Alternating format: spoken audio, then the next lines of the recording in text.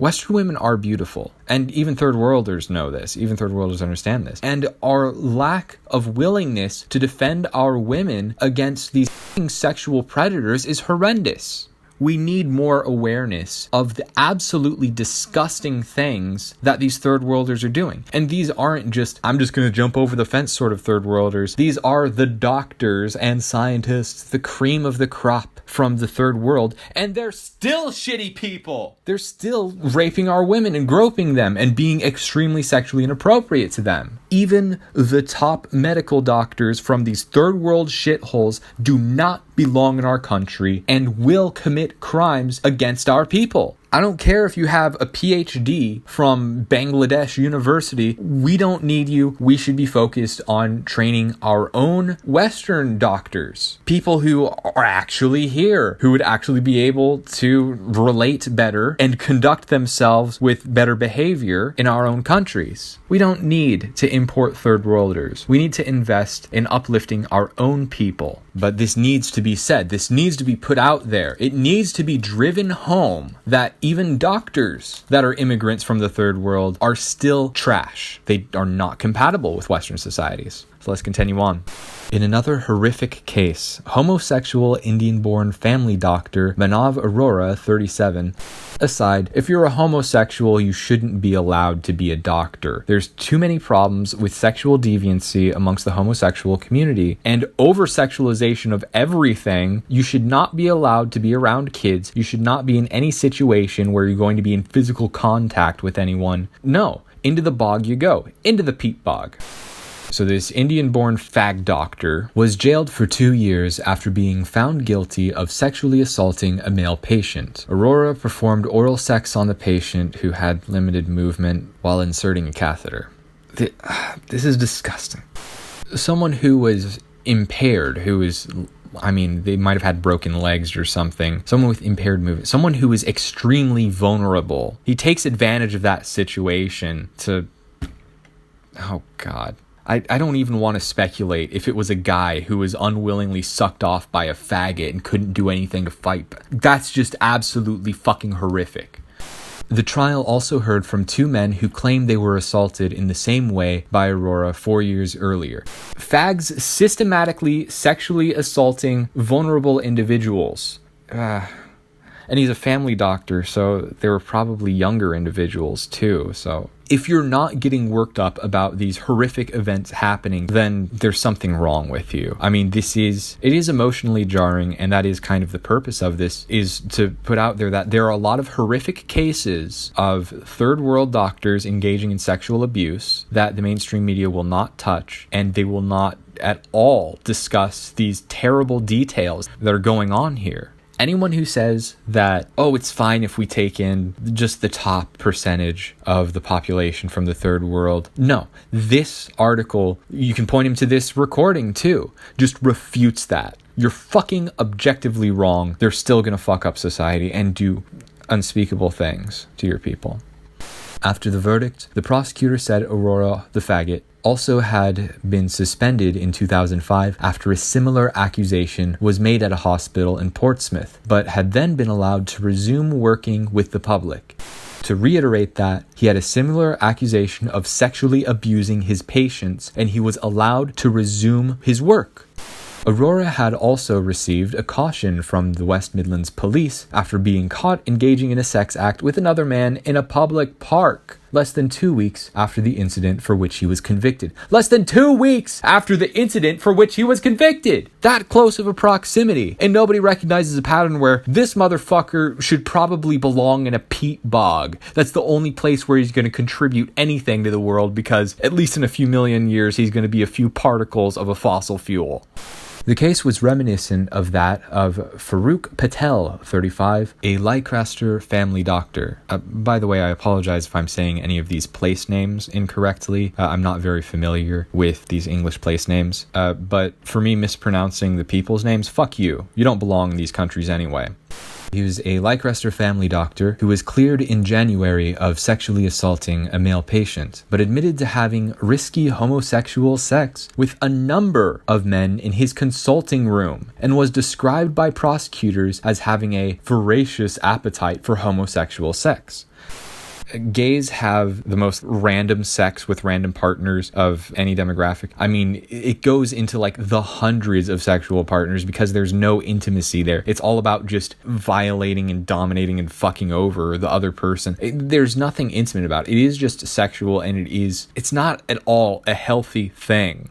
There's a reason why homosexuality has been demonized throughout history. Having homosexuals in your society and accepting them is not healthy for your society. They're having orgies in a doctor's consulting room. I hope to God he wipes the whole place down with wet wipes or some shit. Even that, there's gonna be... I don't even want to think about the fucking residue and shit. But I just want to drive it home that this is not an exceptional situation for a fag. It is the norm for fags to have a voracious sexual appetite and to have lots and lots of serial partners and to have random sex. And I don't want to go too much into the psychology of it, but there's nothing that's fulfilling about sex when there's no intimacy to it, and when there's no productivity to it, and when there's no greater purpose for like having a family and continuing your lineage and developing an actual relationship. All of that is absent. And so they have, I believe it's a situation of having a hedonic treadmill where you want more and more in a more extreme manner over time, because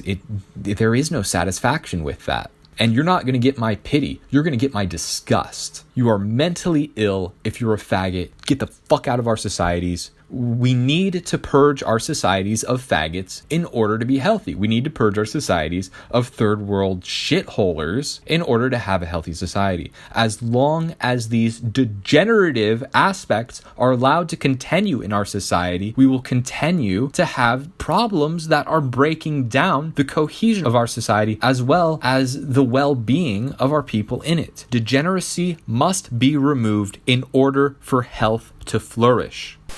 Back to the account of third world doctors and their systematic sexual abuse of patients. Female patients, of course, represent the majority of victims. In March, hospital doctor Meyer Kayatar was struck off the medical register after being found guilty of sexually abusing 2 female patients and a female colleague. In the case of each of the patients, Kayatar pretended to conduct legitimate medical examinations, fondling their breasts for sexual reasons. In April, family doctor Rayakumar Mehta, 64, was jailed for sexually assaulting a patient who visited him fearing she had heart attack symptoms. Mehta used the opportunity to grope the woman's breasts before asking her questions about her personal life and sexual partners. Just after I published my first Too Easy on this subject, family doctor Muhammad Ishan went before a medical tribunal following accusations of sexual assault against one of his patients. Ishan unzipped his trousers and offered to have sex with a female patient when she asked him about the contraceptive pill. He then allegedly put his crotch in the face of the woman and kissed her on the lips, telling her, "Having lots of sex makes you healthy." Alan Taylor, a lawyer for the General Medical Council, added, "Following that, Dr. Ishan said to patient B, 'I want to show you something. I want you to see my balls.'" He repeated this and kept saying, "I really, really want you to see my balls." He stood up, unzipped his trousers, and put his crotch near her face. This is a doctor doing this. "I want you to see my balls." He also asked if he could install pornography on her home computer. This is a medical doctor, by the way. Yeah, cream of the crop of the third world. The most notorious recent case of sexual abuse on a patient, however, did not occur in the UK, but in the United States, where the problem of third world doctors is also rapidly coming to prominence. Last week, Texas doctor Shafiq Sheikh managed to avoid doing jail time despite being convicted of raping a heavily sedated and asthmatic patient. What makes the light sentence even more galling was the calculating and callous nature of Sheikh's crime. Everything had been premeditated, including his disabling of the patient's nurse alarm and measures he undertook to ensure uninterrupted access to her room. To reiterate, this doctor planned and carried out a sexual rape against a sedated patient.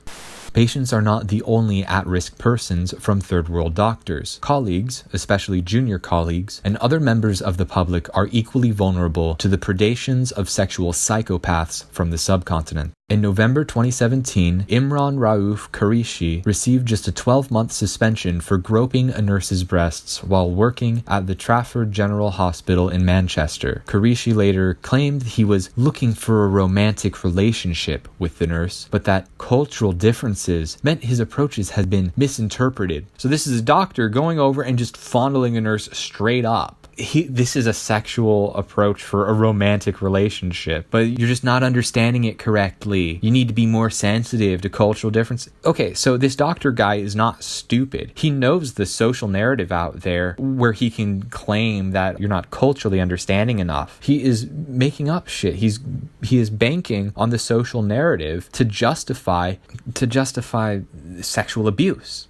It was an excuse dismissed by the medical tribunal. Thank you. Just a few months ago, accident and emergency doctor Shrikishan Parathasarathi, 44, from Bangalore, received just a 2-month suspension from the medical tribunal after sexually assaulting 2 trainee nurses, including grabbing one between the legs. One nursing assistant claimed that this guy tried to grab her breasts, slapped her on the bottom, and asked, "Do you swallow?" In March, orthopedic surgeon Minilid Mehta, then located at a hospital in Scotland, escaped punishment of any kind despite being found guilty of sexually assaulting a colleague. Mehta asked the woman into his office at Dr. Gray's hospital in Elgin, Scotland, on the pretext of showing her medical slides, only to press himself against her chest before kissing her repeatedly around the neck and shoulder. He apparently escaped punishment for this by organizing PowerPoint presentations, using himself as the example to stop other doctors from harassing colleagues. Oh, so it's fine if you sexually assault your colleagues and you're a brown person. Just make a PowerPoint presentation and say, "I did a bad thing, don't do like me," and you won't get jail time for sexually assaulting someone.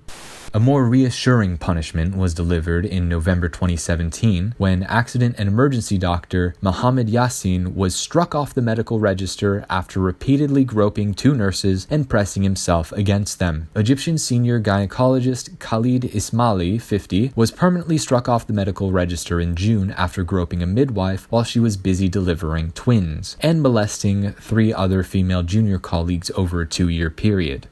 Part 2. Negligence and incompetence. Aside from sexual abuse, the most common instances of malpractice among third world doctors concerns gross negligence and incompetence. Back in March, the world stood aghast when Kenyan doctors at Nairobi's Kenyatta National Hospital had performed brain surgery on the wrong patient. The entire staff involved in the surgery was suspended after it came to light. They only discovered that they had the wrong patient after hours of searching for a blood clot that was in fact in another patient. Such stories may, among those with the darkest sense of humor, have a certain comedic value. Unfortunately, the West's ongoing practice of importing medical staff from the third world has resulted in similar travesties being played out in our own nations. In June, a medical tribunal found that an Indian senior gynecologist, Vaishnavi Laxman, committed a failure in her clinical decision-making when she decided to make her patient deliver a premature baby naturally rather than have a C-section. According to the Telegraph, when Laxman urged the patient to push while she applied traction to the baby's legs, the baby was